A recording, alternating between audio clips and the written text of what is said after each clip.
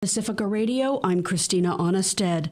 Student anti-war activism continues on campuses across the country. Police have arrested more than 1,300 demonstrators overnight at UCLA. Pro-Israeli war counter-protesters violently attacked a peaceful student encampment using skunk spray, bear or pepper spray, fireworks, and weapons. They tore down barricades and yelled it's a Nakba, calling the anti-war protesters terrorists.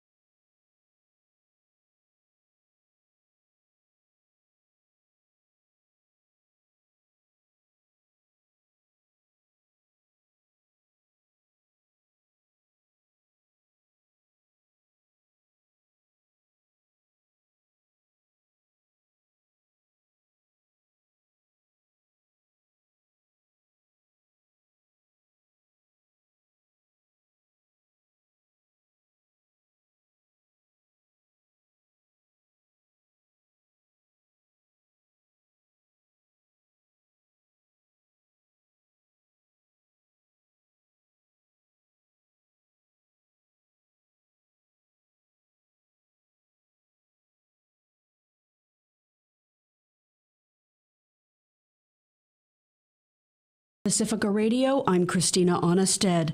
Student anti-war activism continues on campuses across the country. Police have arrested more than 1,300 demonstrators overnight at UCLA. Pro-Israeli war counter-protesters violently attacked a peaceful student encampment using skunk spray, bear or pepper spray, fireworks, and weapons.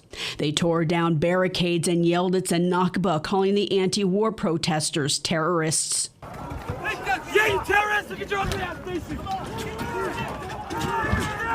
This video on social media shows counter-protesters spraying large amounts of a chemical agent in the face of a protester, then 3 men beating and kicking a student on the ground.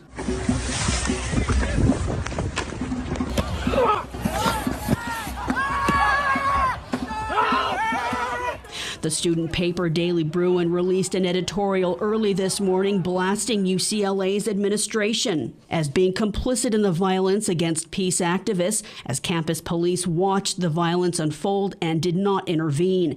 Hours later, Los Angeles police and California Highway Patrol troops entered the campus early this morning. In New York, police in riot gear raided a building students occupied and arrested them. Columbia said Tuesday those students face expulsion. New York mayor says about 300 students were arrested. Students at dozens of universities and colleges across the country have staged anti-war encampments. 2 have agreed to disband after reaching an agreement with administrators around divesting from war profiteers of Israel's war in Gaza. That's Brown University in Rhode Island and Northwestern University in Illinois.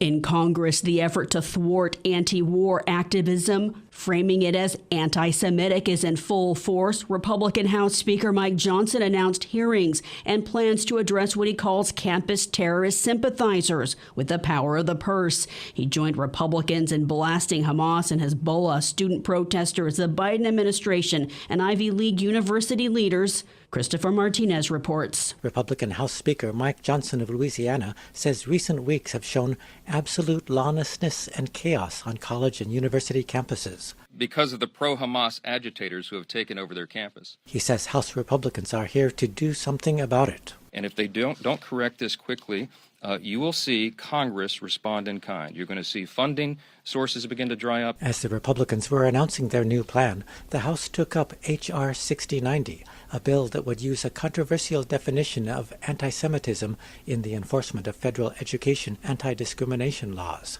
During floor debate, New Mexico Democrat Teresa Leger Fernandez spoke in opposition to the bill. She says we should address root causes of anti-Semitism instead of debating a definition of anti-Semitism that many Jewish organizations oppose. The reason these organizations oppose it is because we cannot equate criticism of Israeli policies with anti-Semitism, they are two very different things. And we need to remember that we are constitutionally bound to protect free speech, even and more importantly, when it is speech with which we do not agree. I'm Christopher Martinez. U.S. Secretary of State Antony Blinken is in Israel to press for a ceasefire deal with Hamas and advance a truce that would free hostages in exchange for a halt to the fighting and delivery of much-needed food and aid to Gaza. It comes as Israel's Prime Minister Benjamin Netanyahu doubled down a planned ground offensive into Gaza's southern city of Rafah, which the Biden administration has opposed. Tuesday, United Nations Secretary General Antonio Guterres said a Rafah invasion, where 1.3 million Palestinians were ordered to flee to by Israel, would be devastating. Israel says it's the last Hamas stronghold. Guterres Tuesday also called for an independent forensic investigation into the mass graves unearthed at two Gaza hospitals, Al-Shifa and Al-Nasser. The International Criminal Court is investigating. It's International Workers' Day, known as May Day in the U.S. Workers, activists, and others across Europe, the Middle East, and Asia are marking May Day with rallies and marches to call for better working conditions, greater labor rights, and many opposing Israel's war in Gaza. In the United Kingdom, some are calling for an end to arming Israel. Police in Istanbul used tear gas and fired rubber bullets to disperse thousands who were attempting to break through a barricade to reach the city's Taksim Square in defiance of a government ban.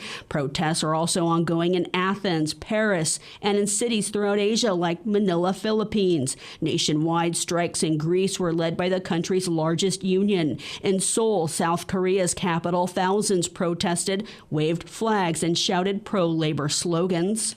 I'm Christina Onnested, reporting for Pacifica Radio.